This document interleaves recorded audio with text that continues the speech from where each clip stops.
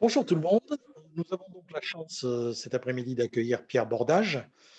Et Pierre, ce sera l'occasion d'abord de te présenter rapidement. Donc, tu es un auteur déjà avec un large public et une œuvre assez manifeste. Tu as quoi, une cinquantaine de bouquins maintenant, quand même, je On pense. approche des 80. J'ai fait le compte l'autre jour. Ah, je veux dire, je suis même, pourtant, Dieu sait que je suis fan, mais je suis même pas sûr de les avoir tous lus. Tu vois.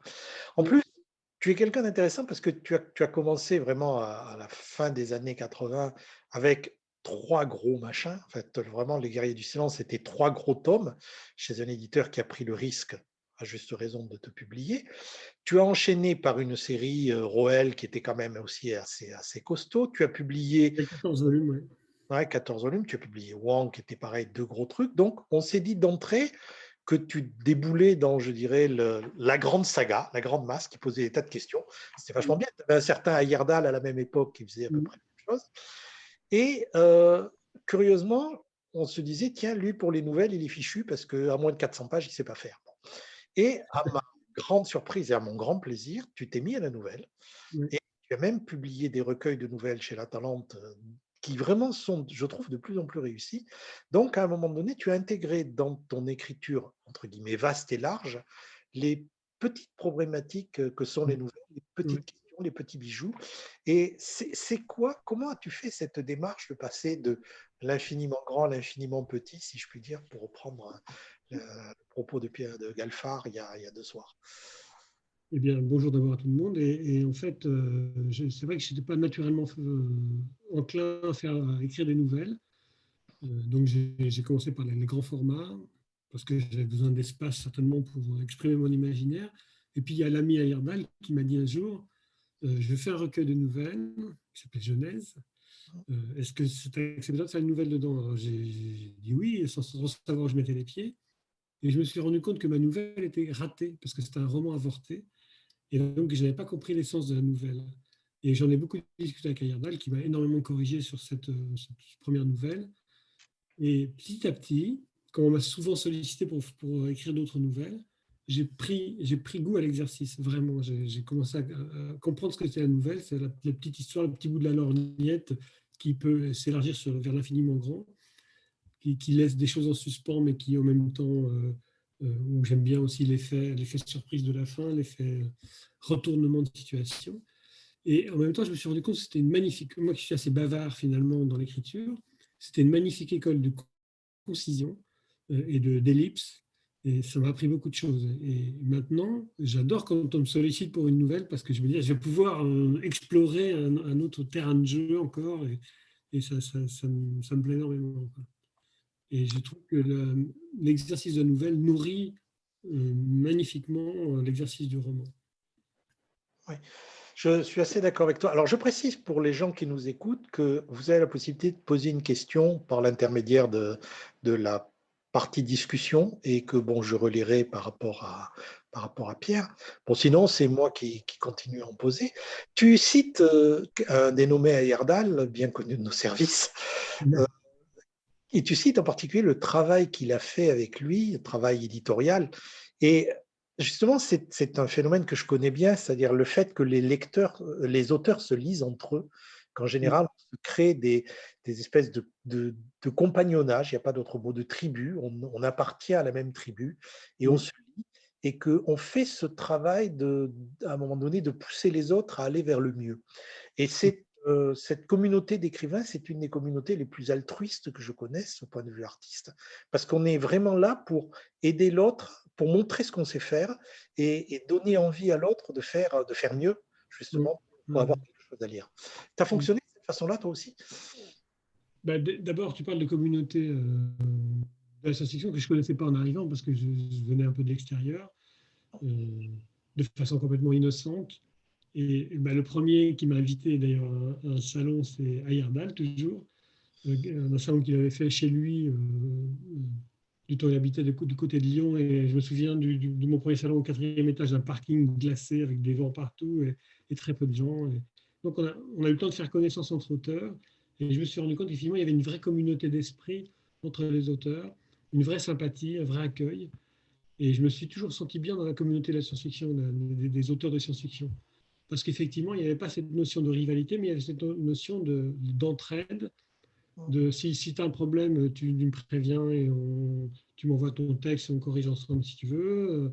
Je te dirai ce que j'en pense, etc., etc. Et ça, c'était quelque chose de très agréable parce que je me suis rendu compte, après, en fréquentant différents salons, que cette communauté d'esprit-là n'existait pas dans tous les genres littéraires.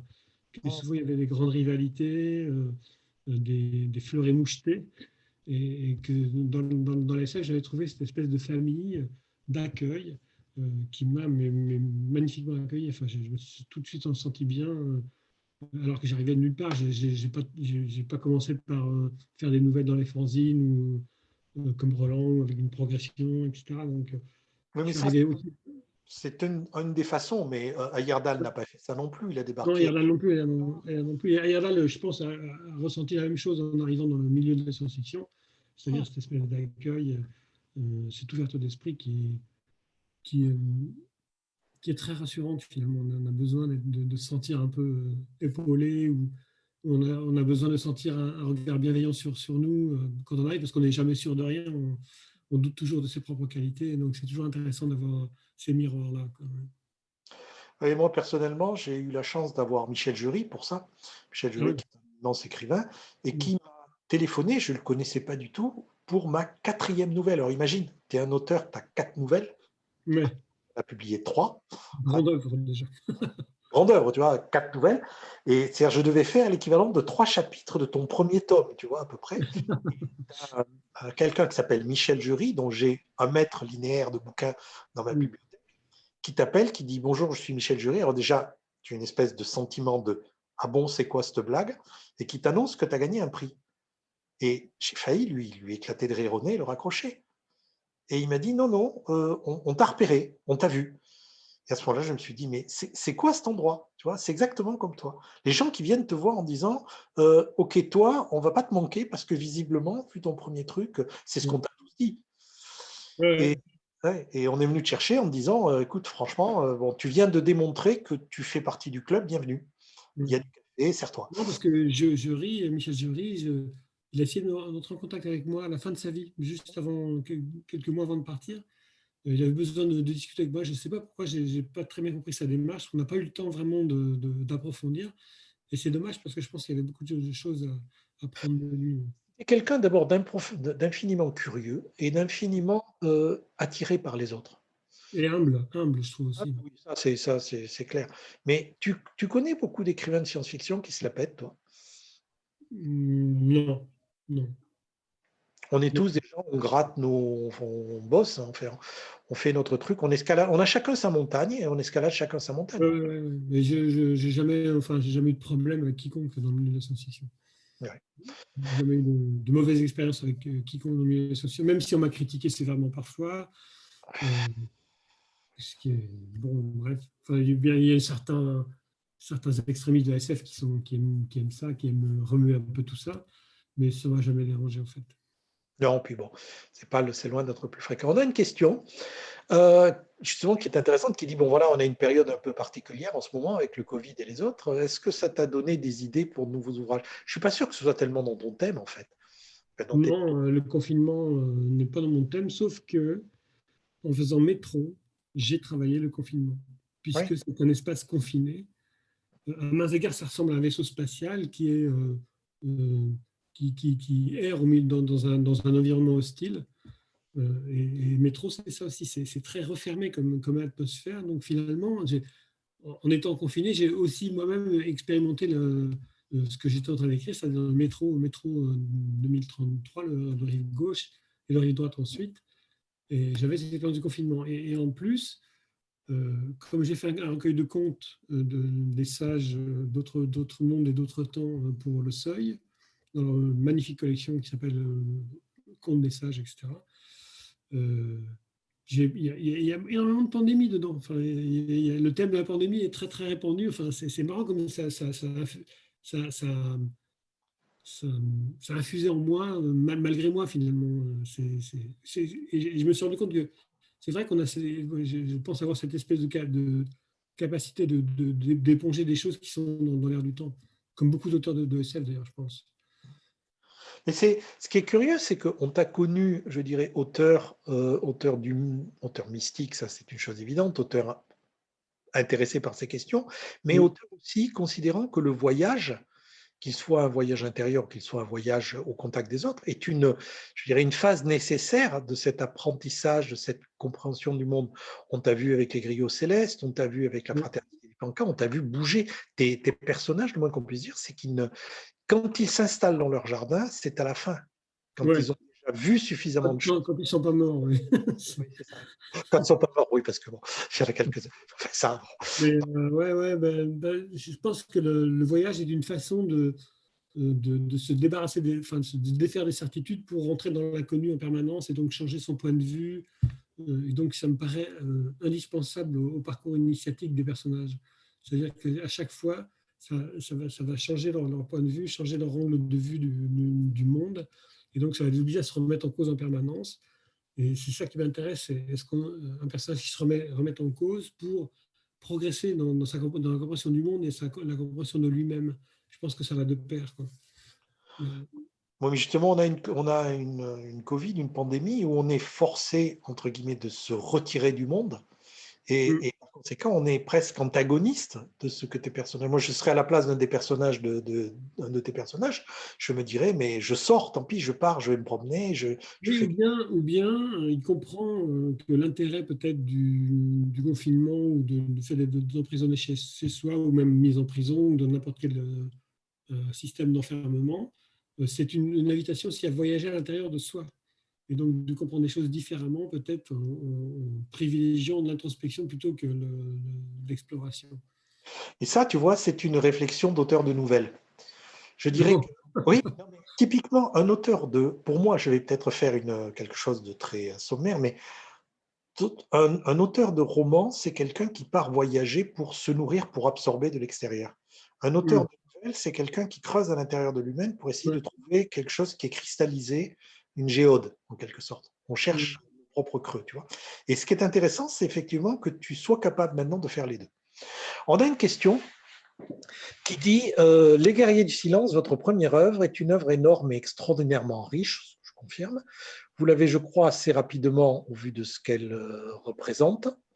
Est-ce que tu l'as porté, tu l'as écrite rapidement, mais est-ce que tu l'as porté en toi longtemps ou est-ce que ça t'est tombé dessus Alors, j'ai pensé qu'elle m'était tombée dessus au début comme ça, par une sorte de jaillissement spontané de source. Mais je me suis rendu compte, en redécouvrant certains bouts de textes que j'avais écrits à l'université, dans le cadre de l'atelier de création littéraire, ou pour mon plaisir tout simplement, qu'il y avait déjà en germe les Guerriers du Silence. Des personnages étaient déjà posés, l'univers était déjà posé, et il se trouve que j'ai dû travailler après pour nourrir la famille, tout simplement. Et j'ai laissé tomber tout ça. Et quand j'ai repris, je me suis naturellement réinséré dans ce courant que j'avais déjà amorcé quelques années auparavant. Donc je pense il y avait du germe là-dedans. Il y avait quelque chose qui avait mûri, qui avait travaillé. Et ce jaillissement de source, qui était le fruit de ça, comme un peu, tu sais, le truc de pétrole qui s'est formé lentement, et puis d'un seul coup qui jaillit par un geyser. Et là, c'est la même chose, ça s'était formé quelque part au fond de moi. J'avais commencé des bribes, et ces bribes se sont rassemblées pour faire le bouquin. Parce qu'à un moment, je me suis dit, j'ai envie d'écrire le bouquin, donc je vais me poser pour ça. Parce que moi, il faut que je me pose pour écrire. Je ne peux pas faire deux choses en même temps. Je ne peux pas être à la fois. J'admire les gens qui sont capables de le faire, d'ailleurs, d'avoir une profession à côté, puis d'écrire en plus, comme toi, tu l'as fait pendant des années, d'ailleurs. C'est pire, je peux faire que ça. Maintenant que je suis à la retraite, que j'aurai appris tout le temps du monde, ben, c'est un moment où j'écris pas. Tu vois. Ouais, ouais. Parce que, Bah, moi, je ne pouvais pas écrire. Je pouvais pas écrire quand je travaillais à côté. Et donc, j'ai pris vraiment 4 5 mois de vacances, au sens vide d'esprit, pour écrire Les Guerriers du Silence de Thomas. Et tout ça est revenu, tout ce que j'avais écrit, ces petits bouts, ça a été absorbé par l'écriture du roman. mais effectivement, 4 5 mois pour écrire un volume aussi costaud que le tome 1 des Guerriers du Silence, c'est du boulot. Tu as fait des signes tous les jours, quoi. Oui, oui, mais comme je ne travaillais pas, ben du matin au soir, je me consacrais. Je me prépare une partie de tennis de temps en temps avec un copain, mais c'est tout. Sinon, c'était écriture, écriture, écriture. Euh, et après, j'ai toujours eu ce rythme-là. De toute façon, j'écris assez vite, globalement. Euh, mais, et c'est marrant d'ailleurs, parce que quand on voit les cahiers originels qui sont exposés à la Bibliothèque nationale de France, qui était venu me chercher Clément Pierre, à un moment, le conservateur de la BNF, qui était spécialiste de la science-fiction. Donc, je lui ai confié les cahiers parce qu'ils étaient dans mon grenier. Et les cahiers originaux, donc j'écris à la main au départ, il y a quasiment pas de rature. C'était vraiment une écriture de source, c'est les guerriers. C'est pour ça que je dis c'était le fruit d'une longue maturation, mais inconsciente. C'est vraiment une écriture sans rupture, quoi. C'était presque de la graphie mécanique. Donc il n'y a pas de rature. Alors c'est très bizarre parce que les cahiers, c'est grands formats petits carreaux. Il y a une page qui est ultra remplie d'écriture de pattes de mouche et l'autre qui est complètement vierge. Donc et de temps en temps, il y a un dessin. Il y a un dessin pour illustrer ce que je suis en train de faire, pour me le mettre en tête un peu mieux. Voilà. Tu as besoin de visualiser ça ou... Non, non, je ne suis pas un auteur très visuel, je suis plutôt un auteur sensitif, mais parfois, je lance, mais comme je suis un pur scripture, je ne fais aucun plan, je me demande où sont passés mes personnages. Donc, je suis obligé de reconstituer leur itinéraire, par exemple, une sorte de fausse carte, ou de figurer les lieux pour savoir où ils sont passés, ou alors de faire par exemple une ligne chronologique pour savoir combien de temps s'est passé exactement entre deux actions, etc. Ça, c'est le défaut des scriptures, c'est-à-dire je ne peux pas me référer à un plan parce que je n'en fais pas, et donc je suis obligé de l'inventer au fur et à mesure que j'écris. Ouais.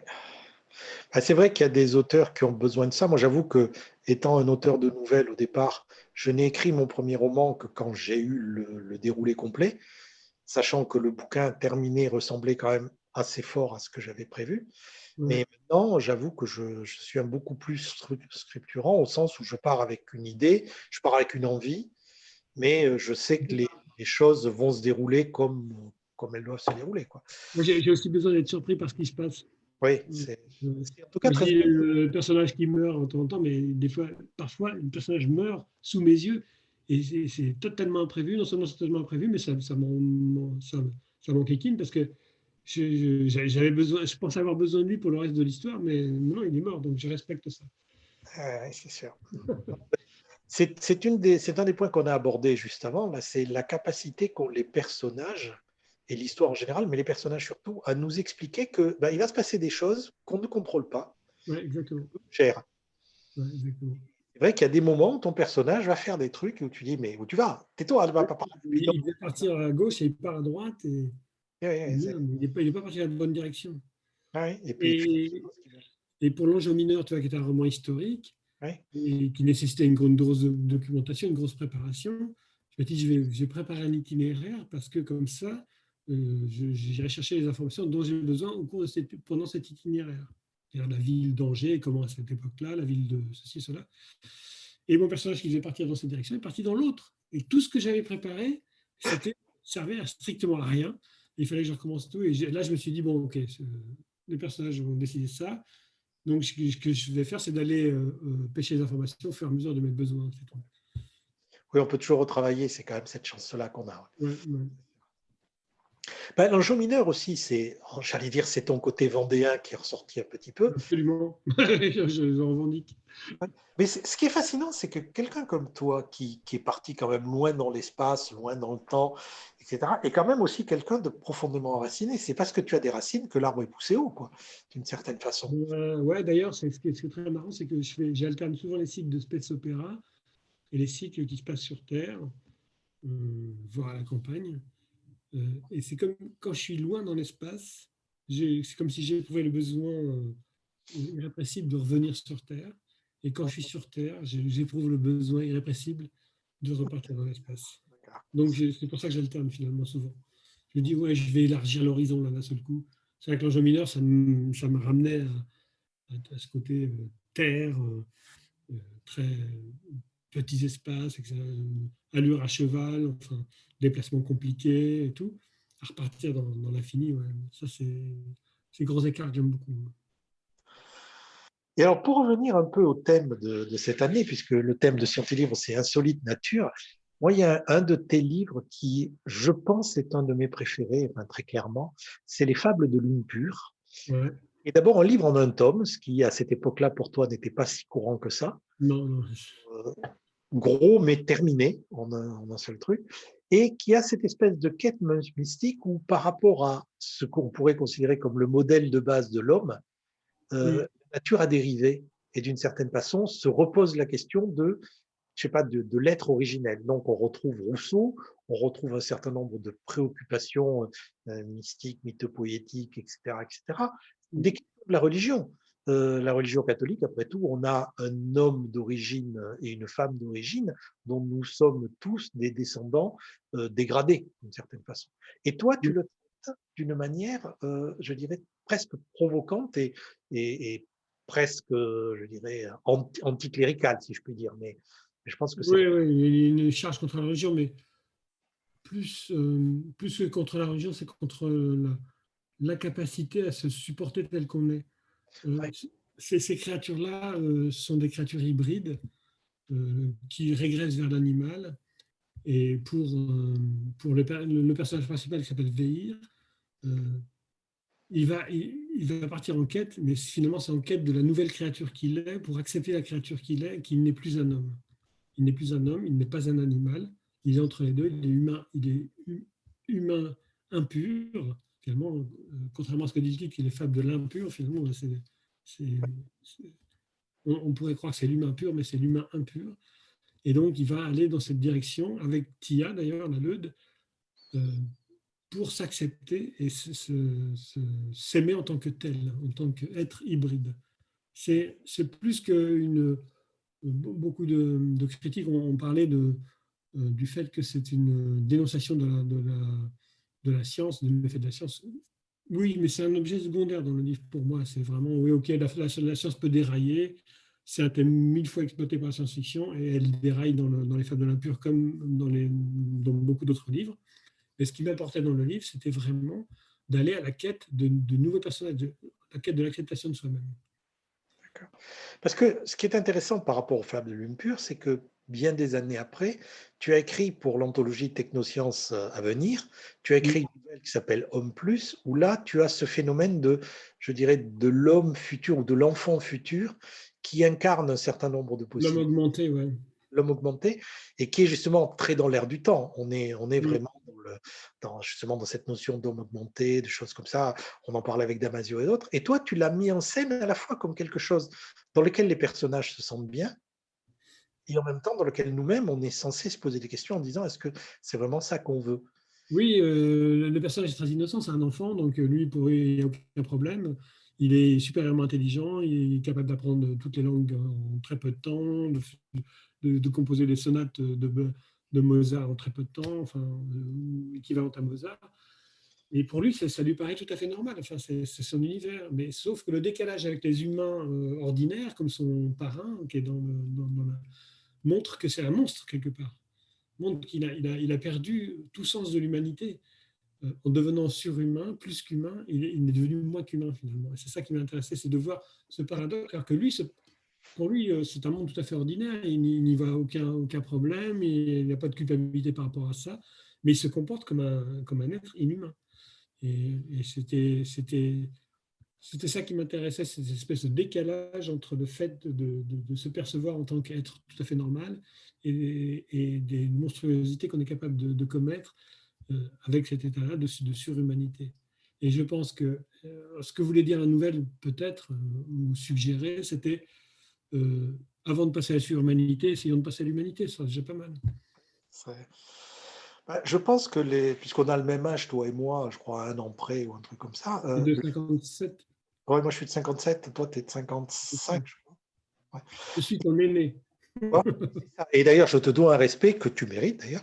Mais ce que je remarque, c'est que je pense que toi et moi, on a connu pendant le cours de notre vie un certain nombre de modifications de ce qu'est l'idée de nature. Et l'enfant naturel que nous étions il y a 10 ans Ouais. est complètement éloigné de l'enfant de 10 ans maintenant, qui sont pourtant… C'est incroyable. La progression technologique entre mon enfance et l'enfance de mes petits-enfants maintenant, Bien sûr. c'est incroyable, quoi. Moi, je suis un enfant de la nature doublement parce que j'ai vécu à la campagne, je suis né dans une ferme isolée et j'ai vécu vraiment cette espèce de lien à la nature, à la fois merveilleux, inquiétant, euh, décourageant. Enfin, il y a plein de choses avec la nature. Mais cette évolution technologique, oui, a changé considérablement la donne et est en train de changer considérablement la donne. Ouais.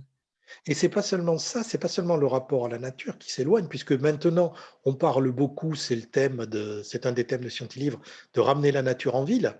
Ouais. Mais ça veut dire des fermes verticales, ça veut dire des murs végétaux, ça veut dire des immeubles végétalisés et qui sont en fait une version de la nature totalement apprivoisée, dévoyée, quelquefois même transformée pour s'adapter à des environnements qui ne sont pas naturels.